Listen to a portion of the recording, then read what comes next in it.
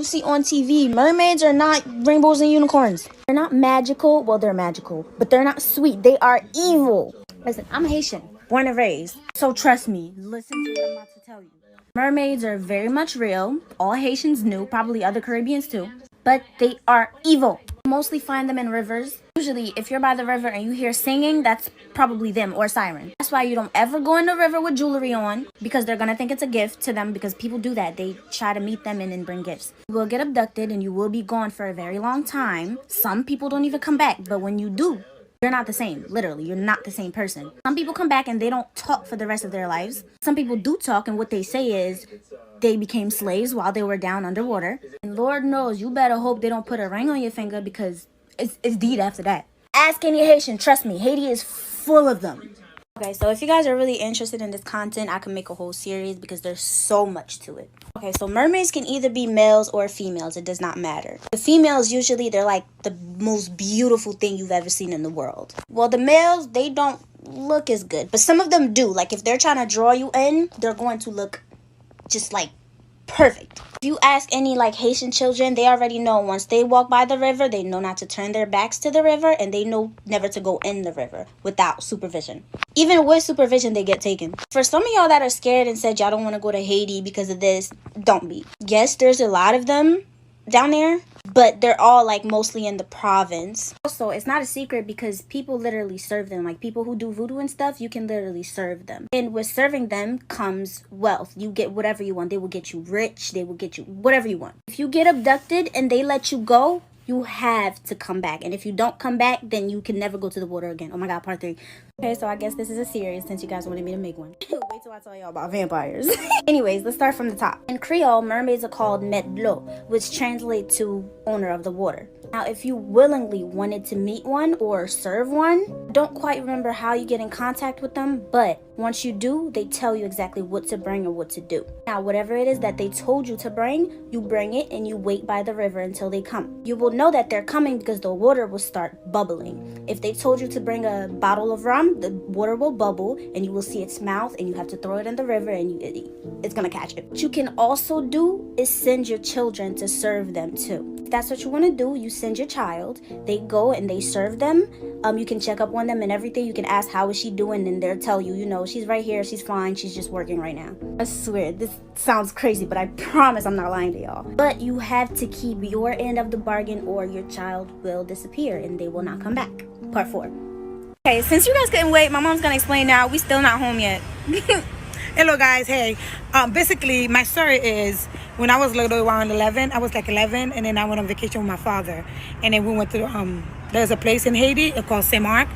Okay, we went to the we were playing out around, but I had my mom's wedding ring.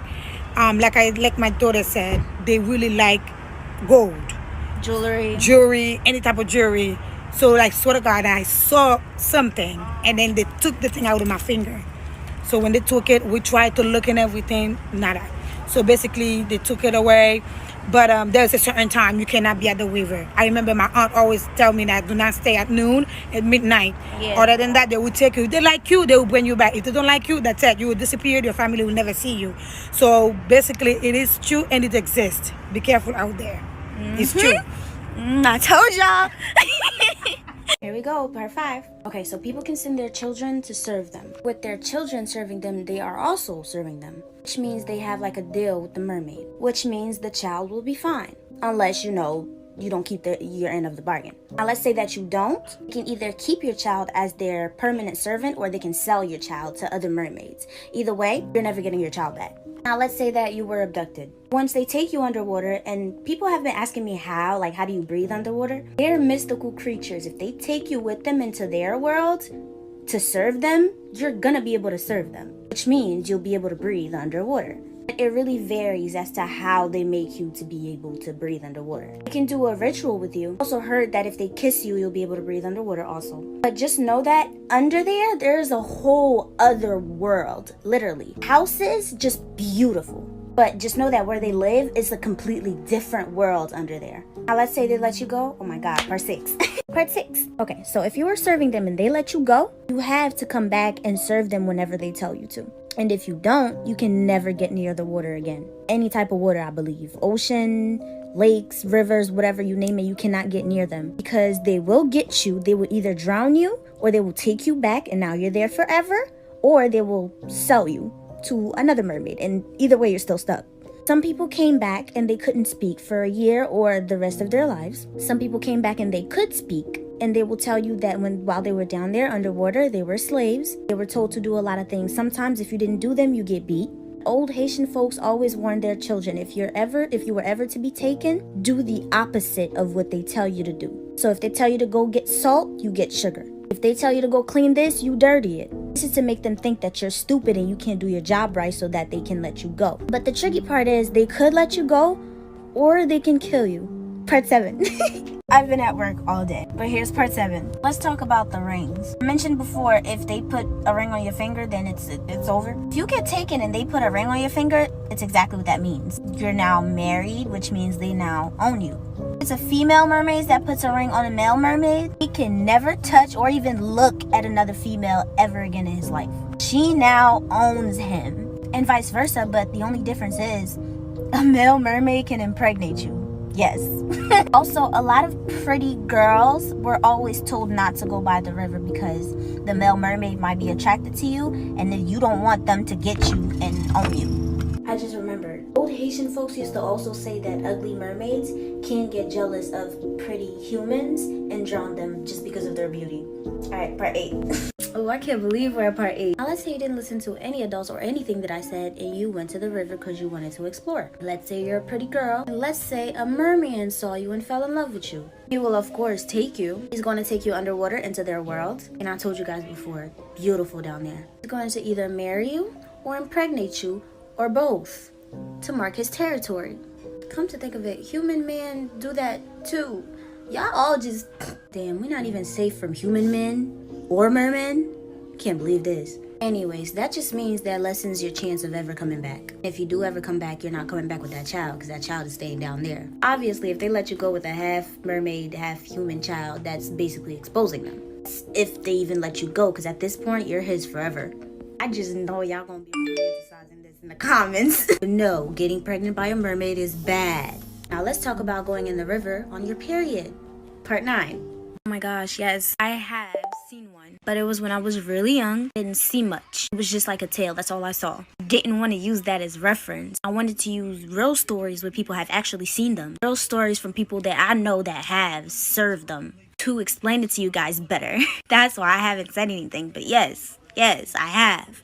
And the reason why I haven't done part 9 yet, I'm so sorry, but it's coming. Because once again, I don't want to lie to you guys. And I don't want to go based off of what I remember. I have somebody that knows about it all. That's where I'm getting all my information from because they have served one. And I wanted to double check with them first before I said anything to you guys. She just hasn't been available lately for me to get like full details. But part 9 is coming, I promise. And my nose ring came out again and now I have to put another earring through it to get the whole back.